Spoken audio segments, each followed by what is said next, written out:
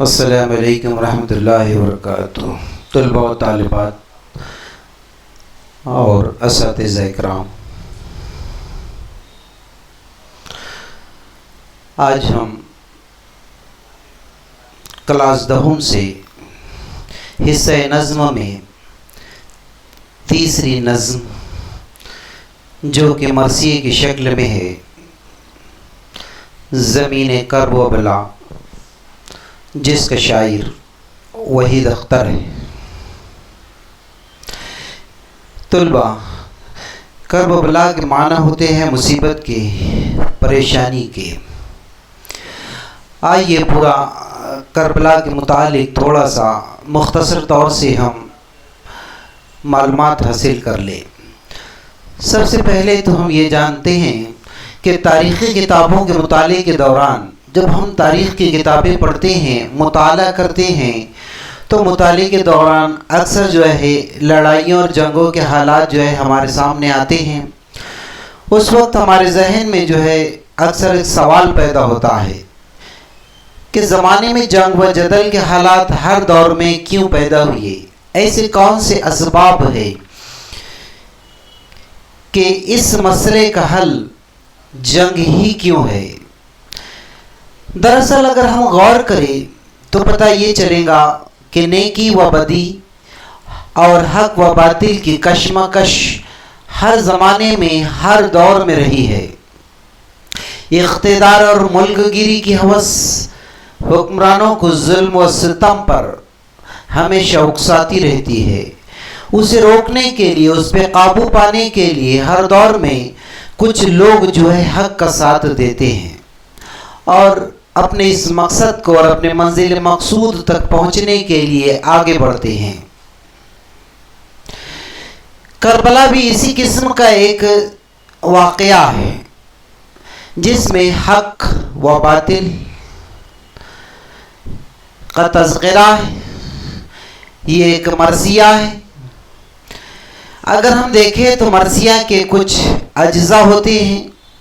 مرثیہ کے 8 اجزاء ہیں۔ اب اس مرثیے میں حق و انصاف کی حفاظت کرتے ہوئے رسول اکرم صلی اللہ علیہ وسلم کے نواسے حضرت امام حسین رضی اللہ تعالی عنہ شہید ہوئے تھے۔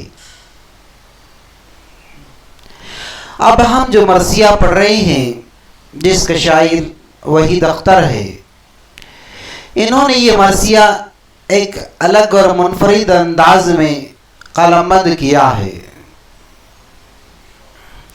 اب اس مرثیے میں جو واقعے کو ذکر کیا گیا ہے، یہ کوفے کے لوگوں نے خط لکھ کر حضرت امام حسین رضی اللہ تعالی عنہ کو بیعت کے لیے مدینے سے کوفہ بلایا، اور ان سے پہلے مسلم بن عقیل کوفہ پہنچے، وہاں کے حالات کا جائزہ لیا۔ جب انہیں راضی پایا تو حضرت امام حسین رضی اللہ تعالیٰ عنہ کو میسیج دے کر کوفہ بلایا گیا۔ لیکن اس دوران، اس وقفے میں کوفے کے حالات بدل چکے تھے۔ جو وعدہ تھا، جو مزاج تھا، اب اس میں بدلاؤ آ چکا تھا۔ اب وہ یزید سے مقابلہ کرنے کے لیے تیار تھے۔ حضرت امام حسین رضی اللہ تعالیٰ عنہ کوفے والوں کے وعدوں کے مطابق اس پر بھروسہ کرتے ہوئے کوفے کی طرف روانہ ہو گئے۔ حضرت امام حسین رضی اللہ تعالیٰ عنہ کے ساتھ ان کے خاندان کے تقریباً 72 افراد تھے، جن میں عورتیں اور بچے بھی شامل تھے۔ یہ قافلہ عراق تک پہنچا اور دریائے فرات کی ایک نہر کے پاس پہنچا تو یہیں پہ انہوں نے اپنا خیمہ لگا دیا۔ تو اس طریقے سے جو ہے یہ ایک تمہیدی طور پر میں نے آپ کو چند باتیں بتائی ہے جس کی وجہ سے آپ کے یہ بات سمجھ میں آ جائے گی کہ ہم جو مرثیہ پڑھ رہے ہیں اس کے اندر کس بات کا تذکرہ ہے۔ اب اس شاعر کے متعلق یہ بات جان لیجئے کہ اس کا جو شاعر ہے وحید اختر ہے۔ 12 اگست 1934 کو اورنگ آباد میں وحید اختر کی ولادت ہوئی۔ ابتدائی تعلیم جو ہے انہوں نے حیدرآباد میں حاصل کی، عثمانی یونیورسٹی سے ڈاکٹریٹ کی ڈگری حاصل کی۔ اس کے بعد میں علی گڑھ مسلم یونیورسٹی میں جو ہے لیکچرار مقرر ہوئی، اور یہ اردو کے جدید شعراء میں ان کا شمار کیا جاتا ہے۔ اب انہوں نے صنف مرثیہ کو نئے رنگ و آہنگ اور بلندی سے جو ہے ہمکنار کیا، کافی بہتر انداز سے جو ہے اس مرثیوں کو جو ہے انہوں نے بیان کیا۔ اسی سلسلے میں ان کے جو ہے 8 مرثیوں کا مجموعہ کربلا تا کربلا قابل ذکر ہے، جس سے ذیل کا مرثیہ جو ہے اخذ کیا گیا ہے۔ چند اشعار تقریباً 15 اشعار لیے گئے ہیں۔ پتھروں کا مغنی، شب کا رزمیہ، زنجیر کا نغمہ، ان کے جو ہے یہ شعری مجموعے ہیں۔ خواجہ میر درد، تصوف اور شاعری، فلسفہ، ادبی تنقید ان کی نثری تصانیف ہے۔ 1996 میں حیدرآباد میں جو ہے وحید اختر کا انتقال ہوا۔ آئیے مرثیے کی ابتدا کرتے ہیں۔ پوچھا یہ زمین کیسی ہے، کیا نام ہے اس کا؟ پوچھا یہ زمین کیسی ہے، کیا نام ہے اس کا؟ لگتا ہے کچھ ایسا یہ ازل سے ہے شناسا۔ حضرت امام حسین رضی اللہ تعالیٰ عنہ مدینے سے اپنا قافلہ لے کر کوفے کی جانب روانہ ہوئے اور نہر کے پاس میں اپنا خیمہ لگایا۔ خیمہ لگانے کے بعد میں جو ہے اپنے ساتھیوں، جس طریقے سے میں نے آپ کو بتایا 72 ساتھیوں کے ساتھ میں جو ہے یہاں پر خیمہ زن ہوئے۔ لیکن اس سے پہلے جب یہاں پر یہ پہنچے تو حضرت امام حسین رضی اللہ تعالیٰ عنہ کیا فرماتے ہیں، یہ زمین کیسی ہے، کیا نام ہے اس کا؟ اب جب حضرت امام حسین رضی اللہ تعالیٰ اپنے قافلے کے ہمراہ اس مقام پر پہنچے تو انہیں ایسا لگا کہ وہ ان مقام کو پہلے انہوں نے کبھی دیکھا ہے، لگتا ہے کچھ ایسا یہ ازل سے ہے شناسا۔ پہلے سے جو ہے ابتدا سے اس جگہ کو، اس مقام کو جو ہے یہ پہچانتے ہیں۔ افلاک سے تاروں سے گزر آئے سبک پا،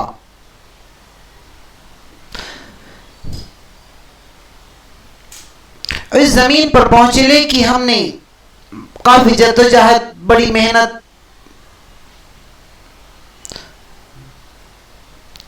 اور تیز رفتاری سے سفر کیا۔ یہ ذرے ہیں کیسے کہ قدم اٹھ نہیں سکتا۔ حضرت امام حسین رضی اللہ تعالیٰ عنہ کہتے ہیں کہ اب ہمارے قدم آگے بڑھنے کو نام نہیں لے رہے ہیں، ہمارے قدم آگے نہیں بڑھ رہے ہیں۔ آواز ایک آئی، یہ زمین قرب و بلا ہے، انسان کی معراج یہی خاک شفا ہے۔ تو کسی نے کہا کہ یہ دکھ اور تکلیف کی سرزمین ہے، لیکن اس کی خاک شفا انسان کی معراج ہے۔ یہ سنتے ہی شبیر کا رخ ہو گیا تاباں، یہ سنتے ہی شبیر کا رخ ہو گیا تاباں، فرمایا کہ لو مل ہی گئی منزل مقصود۔ جب حضرت امام حسین رضی اللہ تعالیٰ عنہ نے یہ سنا تو حضرت امام حسین رضی اللہ تعالیٰ عنہ کا چہرہ دمک اٹھا اور آپ نے کیا فرمائے، تو یہی جگہ ہماری منزل مقصود ہے اور اب ہم یہیں پر رکیں گے۔ باندھا تھا اس خاک سے خون میرے پیما، ہم رائیوں سے بولے یہیں کھول دو ساما۔ اب جتنے بھی حضرت امام حسین رضی اللہ تعالیٰ عنہ کے ساتھ تھے انہیں یہ حکم دیا حضرت امام حسین رضی اللہ تعالیٰ عنہ نے کہ اپنا سامان کھول دو، اب ہم یہیں رکیں گے۔ یہ نہر، یہ صحرا، یہ ترائی ہے ہماری کہ اگر فضل خدا ہو تو خدائی ہے ہماری۔ اب ہم یہیں اس نہر کے قریب رکیں گے۔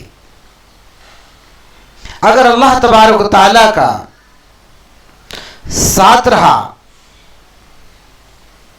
تو ہمیں بہت کچھ اللہ تبارک و تعالی کامیابی عطا فرمائیں گے. یعنی یہاں کی ہر چیز جو ہے ہمارے ہی قبضے میں ہوں گی. اس خاک کو پہچان لیا دیدہ وروں نے، اس خاک کو پہچان لیا دیدہ وروں نے، نیوڑا دیے سر سجدے میں آشفتہ سروں نے. قافلہ اس مقام پر خیمہ زن ہو گیا. جیسے حضرت امام حسین رضی اللہ تعالیٰ عنہ کا حکم تھا کہ یہاں رکنا ہے، تو تمام لوگ جو ہے سر بسجود ہو گئے، راضی ہو گئے. سمجھا صدف اس دشت کو روشن، گوروں نے اسباب سفر کھول دیا ہم سفر. جیسا ہی حکم ملا اپنا سامان کھول دیا. دریا نے قدم چوم لیے تشنا لبی کے، برپا ہوئے خیمہ حرم پاک نبی کے. اپنے اپنے خیمے لگانے لگے. دم بھی نہ لیا تھا کہ امڑنے لگے آدھا، بزدل کی طرح آنکھ بدلنے لگی دنیا. ابھی یہاں پر انہوں نے خیمے لگائے. کم ظرف دشمنوں نے انہیں گھیر لیا.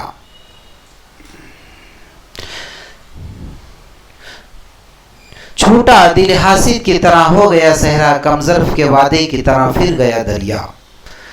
جتنے بھی مد مقابل تھے، جن سے امید نہیں تھی کہ وہ یہ حرکتیں کریں گے، ان سے یہ حرکتیں سرزد ہو گئی. گلشن سے نکالا گیا پھولوں کا سفینہ، پھر ریت پہ آ ٹھہرا شہیدوں کا سفینہ. پھر اس طریقے سے حضرت امام حسین رضی اللہ تعالیٰ عنہ نے اپنے صف کو آراستہ کیا. جب قذف کی بیعت سے کیا صدق نے انکار، سوداگر خون جسم پہ سجنے لگے ہتھیار. آپ رضی اللہ تعالیٰ عنہ نے اور اہل بیت نے جب ان جھوٹوں کی بیعت سے انکار کیا تو آگے کیا ہوتا ہے؟ میدان میں لگے اسلحہ جنگ کے انبار،